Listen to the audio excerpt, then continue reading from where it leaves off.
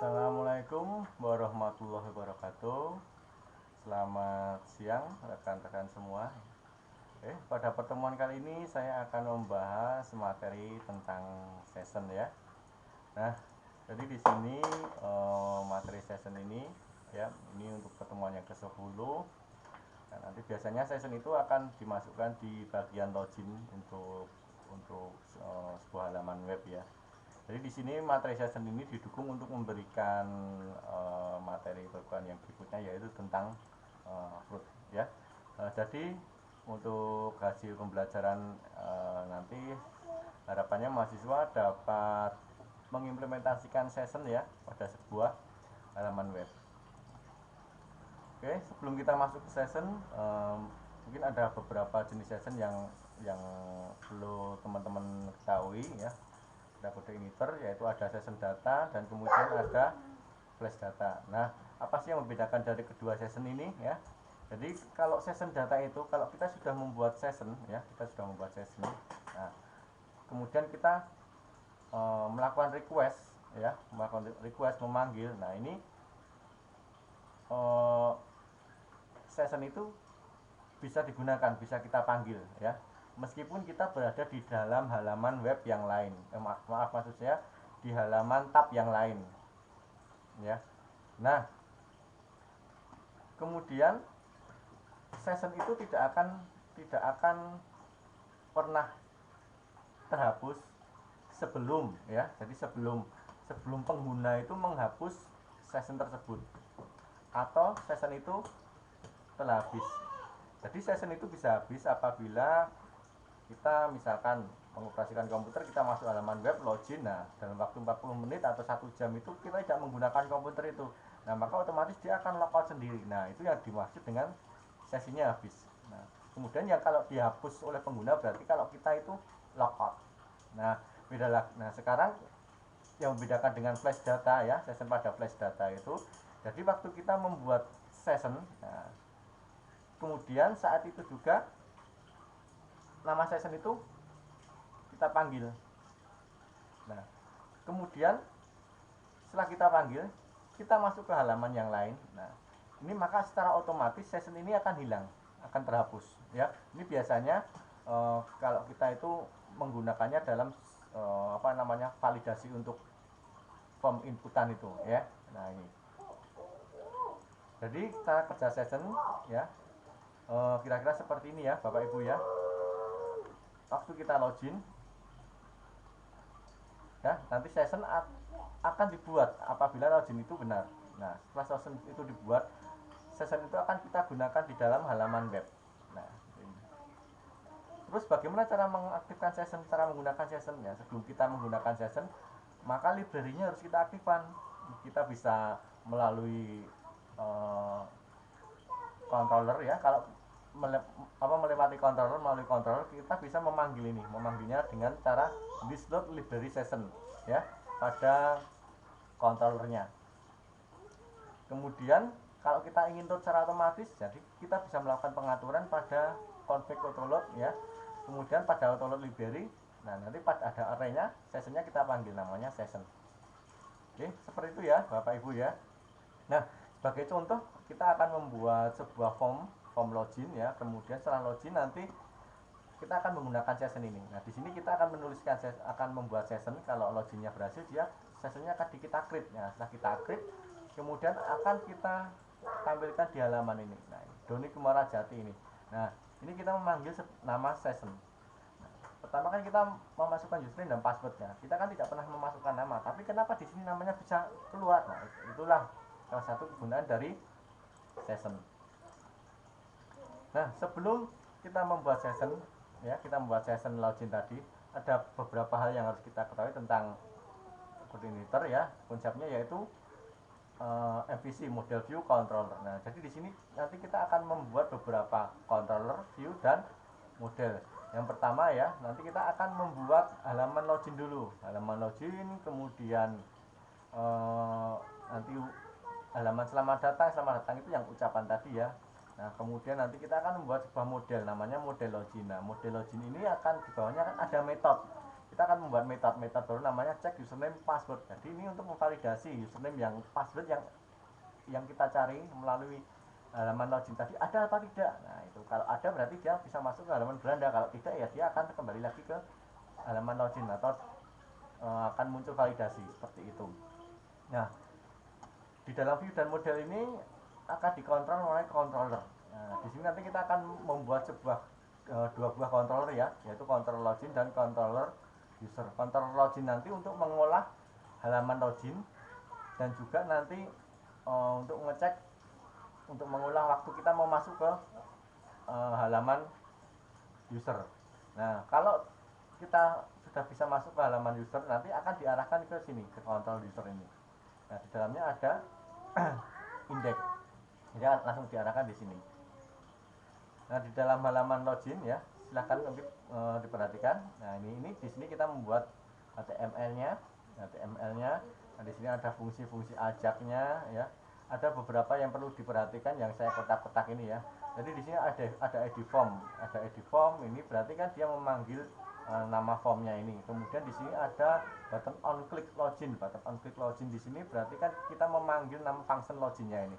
Jadi kalau kita klik login, dia akan diarahkan ke sini ya, di function login. Nah pada bagian function login ini dia akan memanggil controller namanya login user. Login user berada di mana ya? Tadi kan sudah kita buatnya. Nah ini bagian sini nih, ini login usernya. Ini kita buatkan scriptnya. Nah pada bagian ini cek username password, dia memanggil model yang ada di model login. Nah, ya yang ada di model login dengan nama metodenya apa tadi, cek username password. Nah, cek username password. Nah di mana dia letaknya? Coba kita lihat ya. Nah ini. Nah, pada bagian model login ini ya, model login ini dia akan mengecek sebuah kondisi tentang username dan passwordnya. Dia ada tidak? Nah ini where, nah ini kondisi ya, pengujian. Dia ada apa tidak username-nya dengan nilai inputannya ini, ada yang sama tidak. Nah kalau kita ingin menggunakan model login ya, nah kita harus melakukan load dulu. Kita akan mengeload ini apa model loginnya melalui autoload ya, autoload PHP model ya, kemudian model login ini seperti ini ya. Nah kemudian setelah kita mengecek ini, nah di sini kita mengecek username passwordnya ada apa tidak. Nah kemudian di sini juga sama ya ini ya, nanti kalau mengecek itu ada apa tidak. Nah ini kan ada kon itu berarti menghitung jumlahnya ada tidak, kalau ada jumlahnya berapa, kalau nggak ada kan berarti kan 0 ya. Nah kemudian ini ada variabel tampilkan. Nah kemudian ini sama memanggil nama username passwordnya, memanggil cek username passwordnya. Nah dia ada tidak, kalau ada dia minta ditampilkan di sini.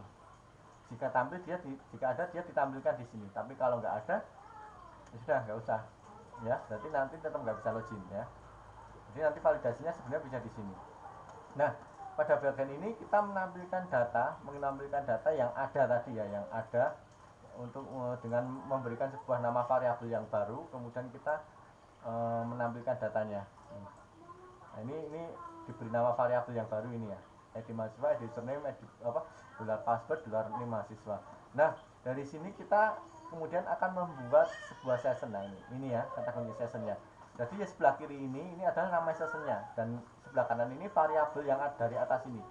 Nih kita manggil variabel ini id mahasiswa, username, $password ini ya. Nah ini. Nah ini kita memanggil ini nih. Nah kemudian ini ada mahasiswa login pro. Nah ini nanti yang akan dijadikan sebuah kondisi dalam sebuah controller, nanti dia nilainya true atau false ya, nanti dalam sebuah controller ya, controller user nanti akan kita gunakan di controller user.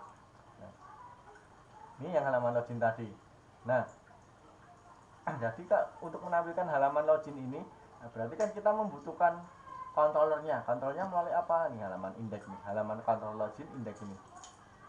Nah ini ya, ini kita memanggilnya halaman login ini caranya. Oke, setelah itu tadi kan di dalam halaman login ada proses ini ya, coba proses untuk login user ini. Nah ini scriptnya yang ini tadi ya. Nah ini scriptnya ini tadi. Nah, scriptnya ini tadi. Nah, sedangkan ini untuk validasinya, ini untuk memberikan validasinya pada form loginnya. Misalkan username kosong atau password kosong, dia tidak bisa berlanjut, dia akan berhenti di situ. Atau misalkan username atau password salah, nah ini. Kemudian nama fungsinya ini kita panggil di sini untuk menjadikan validasi. Nah di sini, nah bahkan sini ya. Nah, oke. Kemudian kita tadi sudah ke bagian model login ini, ya. Model login yang tadi isinya untuk mengecek ini username dan password yang kita inputkan itu ada nggak di database. Nah, dia dicek di sini. Ya. Nah, kalau ada dia akan melakukan login. Nah, kemudian misalkan kita tadi login ya, kita login. Setelah kita login, mana ya tadi ya? Nah, ini login user. Kita akan login di sini. Kalau dia datanya ada, dia akan diarahkan di bagian sini, control user ini. Nah, ini. Dia akan memberikan menguji sebuah kondisi dulu. Tadi sessionnya kalau kita sudah melalui halaman login dan benar, maka kan otomatis dia nama sessionnya yang kita buat tadi MHS login kan dia true ya.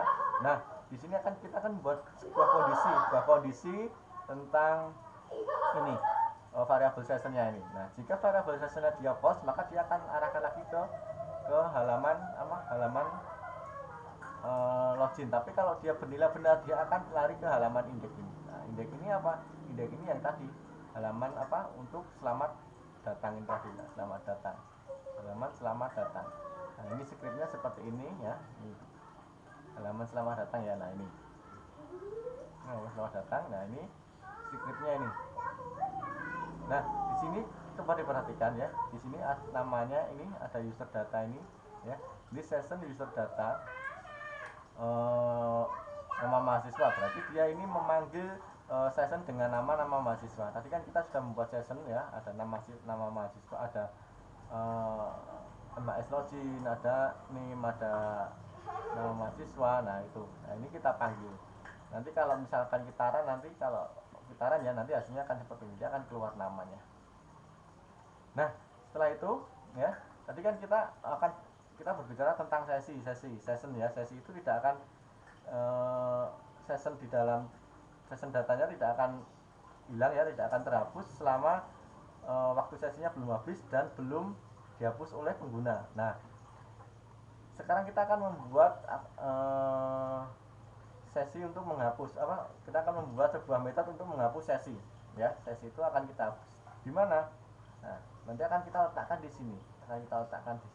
Di bagian mana kita akan membuat sessionnya? Nah, nanti kita akan membuat sessionnya di bagian ini.